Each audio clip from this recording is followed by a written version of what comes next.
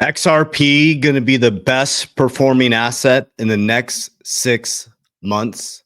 What I'm about to share with you is my opinion on what I think is going to happen with Ripple, the company, and XRP the next 6 months.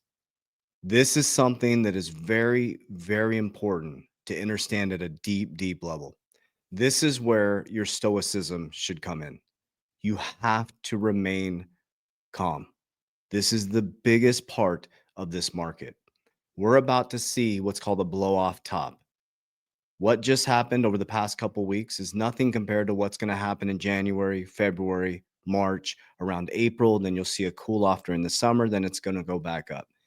This is why, and again, we can't predict how these markets are going to react in the future, but we can look at past to see waves of energy and if history is going to rhyme, not repeat, but rhyme. When we were doing this in 2020 to 2022, it was the wild, wild west. But I'm going to show you a video from 2 years ago with Brad Garlinghouse. And basically, all the stuff he has said is now coming to fruition. And we're very, very close to President Trump announcing his pick for the SEC, which could be a parabolic move. We have the thing going on in Korea, which I'm going to share with you. Crypto Mason gave a really good description of what he experienced in 2017. And I'm going to show you the facts, figures, numbers, and logic in regards to what he said. But what's very important about this, Raoul Paul said it the best. He says, we have 6 years. Don't fuck this up. It's exactly what he said. Don't fuck it up. And you don't fuck it up by getting out of this get rich quick mentality, chasing meme coins. That's why casinos give you free drinks and free rooms. Because when you hit the big jackpot, your brain thinks you can do it again. This is about changing your family's life for generation to generation. And it's the greatest time in human history for us to understand financial literacy. You first need to understand, what is the US dollar? It's just debt. It only has 3% purchasing power. That's it. So why would you store your money in something that has 3% purchasing power? And now do you see why the largest asset managers in the world are creating Bitcoin strategies? Do you see why countries now are creating Bitcoin strategies? And I was here to tell you that banks cannot operate without Ripple's type of technology. I'm not saying that XRP is going to be running all the liquidity through the system. That'd be fantastic. But there's going to be XRP, there's going to be XLM, just like you have a Samsung, just like you have an Apple. These are all well-run companies that are doing very well. But if you look at Ripple specifically, Ripple is one of the most well-run companies in the whole ecosystem, and they smashed the SEC. Think about that for just a moment. They beat the SEC.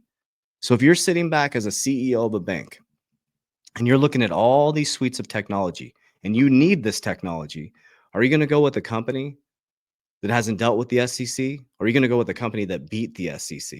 Think about that for just a moment. And if they move crypto regulation underneath the CFTC, it's game over. So I'm going to show you a video from 2 years ago. And then I'm going to show you what the narrative around the Korean War that Crypto Mason brought up. And then I'm also going to show you a video where he was in the news in Florida during Ripple Swell. And I want to show you how accurate he has been, or Brad Garlinghouse specifically, over the past couple of years. And the thing that's really important too, you know, I run 6 companies. So I'm a CEO of, I have my Freedom Asset Management Group. We have 6 companies underneath there. So I'm the CEO and I run, you know, COO and CFO, and we run these companies. And the reason why I say this is, being a CEO, I can speak from, you know, how great of a CEO he is his stoicism is unbelievable. His ability to stay stoic and non-emotional and be very rational is a reason why I invest in Ripple pre-IPO and XRP, the token. 2 different separate things. Ripple IPO, pre-IPO is the company, and XRP is a token. So that's important when it comes to investing. Everybody should read the book Intelligent Investor by Benjamin Graham. Look at that. I can measure this company. You can see how well they're performing.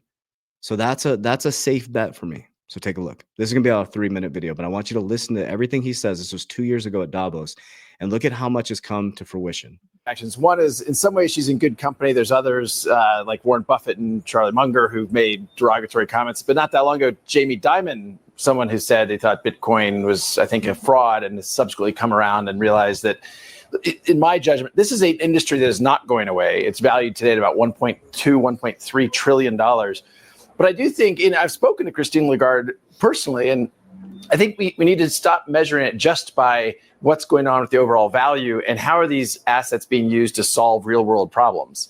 And I think time and time again, we're seeing more and more real use cases solving real scaled problems where blockchain technologies can reduce friction measured by cost and speed in a way that I think improves the overall economy. Does the fact that these 19,000 cryptocurrencies have been largely used as speculative assets do damage to the underlying case that you're arguing for? I think absolutely yes. And it's frustrating. I said when they're about 2,000, so as you said correctly, there's about 19,000 today. When they're at 2,000, I got some heat from the crypto market by saying that something like 99% of them I thought would go to zero. And that wasn't a popular statement, suggesting that only 20 would be around. Well, now you have 19,000. My prediction, at least for now, has been moved the wrong direction. Okay, so this is really important. Why I want you guys to hear that part. So when regulation comes in, guys, a lot of these cryptos are going to get smashed. That's why I keep a very fundamental portfolio. I have some, some shit coins, but I have a fundamental portfolio. I'm focused 10 years down the road. Who's going to be here in 10 years? But, there are some tokens out there that I think are focused on solving a problem. And those are ones that I can see being used in the future. And we could give a number of different examples. Some of them are present here in Davos.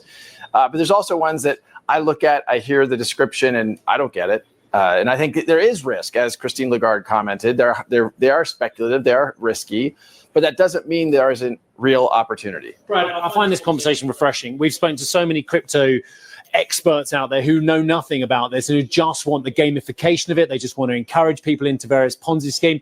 I hear what you're saying. We're great fans of what blockchain technology can do, but just to categorically say, you think most of these products are just going to disappear and investors are going to lose their money over the coming years? I think there's a high risk that, well, certainly when you say most, meaning more than 50%, I think there's a high risk that most of this. How many fiat currencies in the world are there? About 180? Yeah. Look, there is clearly examples where these can be used. What Ripple. So if you saw my education portion of YouTube, I show you where I'm going to start maturing my portfolio by 2030 because of regulation. Is doing with our digital asset that we use in our technology stack called XRP is solving a cross-border payments problem. And that cross-border payments problem we all have experienced. When you're moving money cross borders, it is slow and it is typically expensive. There's no reason we can't use these technologies to solve that problem. I hear you. And do you know what? I think more regulation, better, then we can all know what we're trading with. Why don't you want more regulation on XRP? Why are you in a big fight with SEC's Gary Gensler that's just going on and on? What is going on? That's frustrating. Gary Gensler was quoted as saying that justice delayed is justice denied, yet at every turn the SEC has been slowing this one down. Look, we were the ones advocating for years that we needed regulatory clarity in the United States.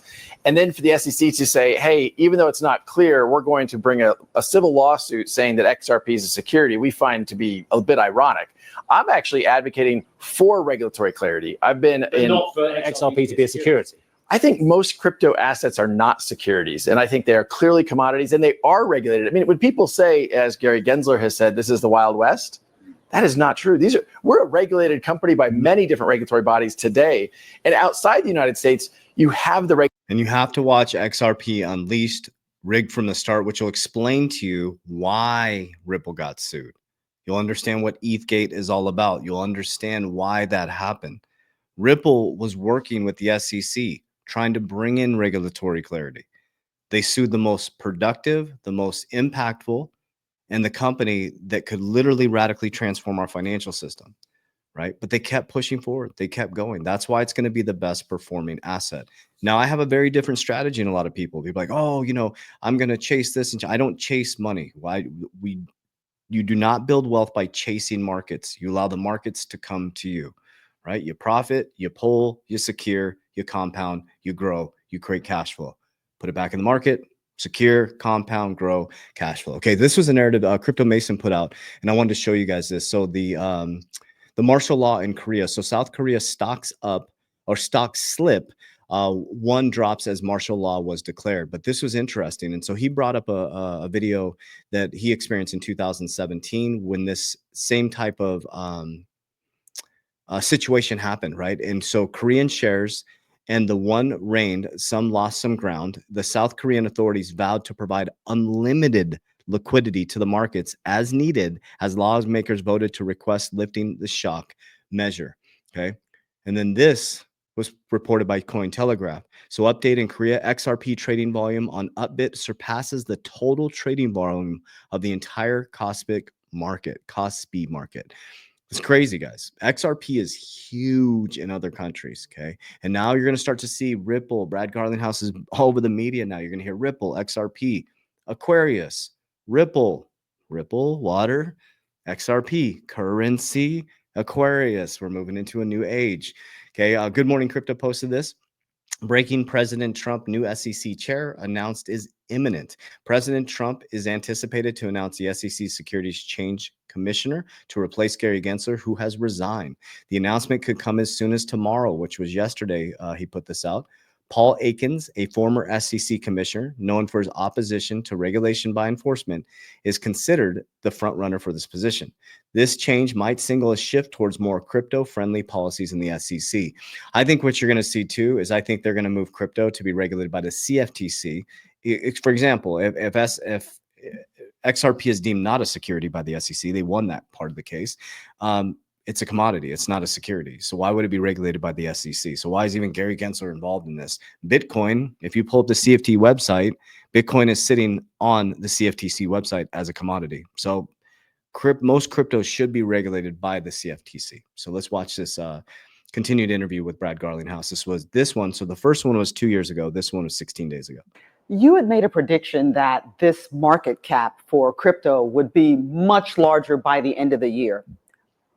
What's your prediction now? I'm still pretty optimistic. I'm always nervous about making predictions.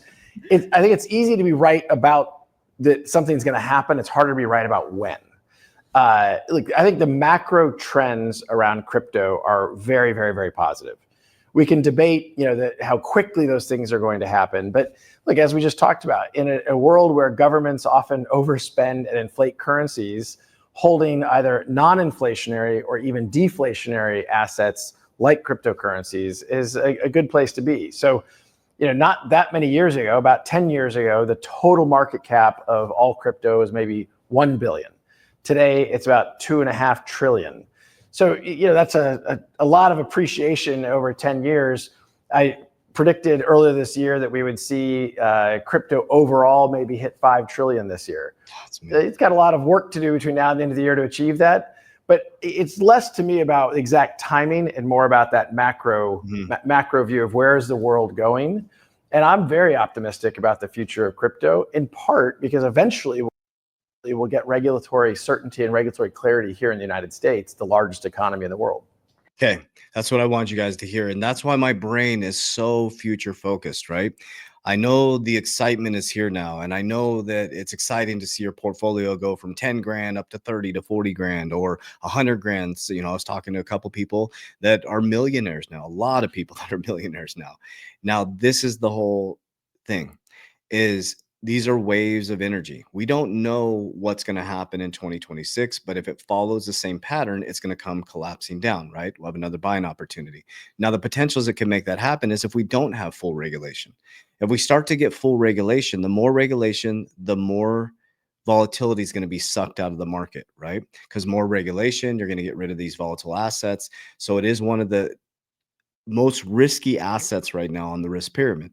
Right. So all I do is I stay calm. I use the risk pyramid. From 2020 to 2022, I pulled profits on the way up. Okay. I always hold 50% forever because of that. It's called a moon bag, right? 50% forever because I don't know what's going to happen with the cycle. And I want to hold most of my money in a deflationary asset, just like he said. Bitcoin, I'm holding 100%. Altcoins, 50%. I'm only exiting 50% of my altcoin. But the only reason I'm exiting is because I like to diversify. Okay, I learned to diversify from 2020 to 2024, and it changed my family's life. I pull it down the risk pyramid. I pull it down into tier 1 capital. I use cash value life insurance because I'm taking house money. I'm insuring my money. Now I can borrow against that money tax-free. And now I multiplied my money, richest man in Babylon. Okay, from there, I'm compounding and my principal is protected and it's got a ton of protection on it. And it's connected to my Rockefeller waterfall system. So not only is my family protected, but my ecosystem is protected by a trust, and some of my wealth is insured. And then I have access to the cash value if I choose to. I'm going to buy more silver, going to get into real estate. We have our businesses, our 6 companies right now. 3 are in profit right now, doing very well. I take those profits and I put it back into the markets. I will only buy liabilities or the fun stuff with assets. Okay. So that's taken a lot of discipline and a lot of focus to not buy all the fancy stuff with profits. I'm going to use assets to pay for liabilities in the future, right? Right now, this phase of my life is making that foundation so strong that my family is protected, number one. Number two is that my family can be taken care of from generation to generation. That's my goal. I'm going to buy the fun stuff and the boats and the cars and all that stuff, but only if it's paid for by an asset. That's it. If I have a asset that's producing enough income to pay for the toys, we'll do that.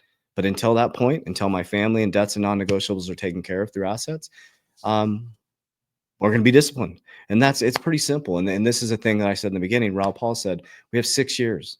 Don't fuck it up. You're not late. You're right on time, but you got to get out of the get rich quick. Your first bull run is learning. Okay. Learning. Some of you will buy the top. That's okay. It's like people would push back on this, but some people are going to buy the top, right? Some people bought the top last bull run and they held on. It collapsed down. They bought more. They accumulated, brought their dollar cost average down. They learned the system. They learned how to do things. The bear market is where you get wealthy. You accumulate. And then your next bull run is setting your family up. And the next bull run is generational wealth. So the next bull run, this one is wealth for us. Okay. And the next one is generational wealth. And then we just, we stick together. We lock arm in arm. We climb up this mountain together. It's a great time in human history. And you're a small percentage of the, if you're still watching this, you are a small percentage of the population. Okay. So anything I share with you guys is something I'm actually doing. Okay. Knowledge without wisdom is destructive. Okay. Speaking from practical application is the key. I'm only speaking from things that I'm actually doing. Like, for example, when I say real estate, I'm not a real estate expert. I'm getting into real estate. It's something I need to learn around the tax liabilities. My income has changed quite a bit from 2020 to 2024 and will continue to change. And so will yours. So we need to learn this game. We need to stick together and teach each other. So huge warning. I do not have an investment platform. I don't have a trading platform. I say this on every single video. QFS accounts are a scam. Never send anybody your money. Don't ever send anybody your money or crypto. You'll never send my team members money personally, ever. You'll never send me money. We don't have a trading platform, or we will never DM you and ask about your crypto. That's a scam. There's thousands of accounts as we keep going up to 10,000 followers a day across all our platforms. And the scammers are we can't stop them. I don't know what to do. We're verified on every account but TikTok. So we're doing the best we can. So please spread the word around this. Okay? What we do have for you though, very important, hundreds of messages around cash value life insurance. Okay. What I do may not work for you. So I have licensed team members in all 50 states and Canada. Okay, we have people ready to take your call. So if you fill out a needs assessment as detailed as possible, they can help you with retirement strategies. Okay, what you do, what works for you is more important. What I do may not work for you. So we'll do a full needs assessment. You'll never, ever send my team members money, ever, directly, ever. Okay, so that's a free consultation. We don't get paid by the client. Okay. On the other side, we have our Warrior Academy. Warrior Academy, I've helped 9,000 people get their shit together in my 120-day challenge as an education academy. Live calls, Q&A, get in the vibe, get in the tribe, put your blinders on, go through my 120-day challenge. The next 4 months, your life will be completely different. So it's your community. We got Q&A calls, market calls, all kinds of stuff in there to help support you. So that's all in the description of this video or my social media platform. As we always say, Warriors, rise, get your shit together. Let's go.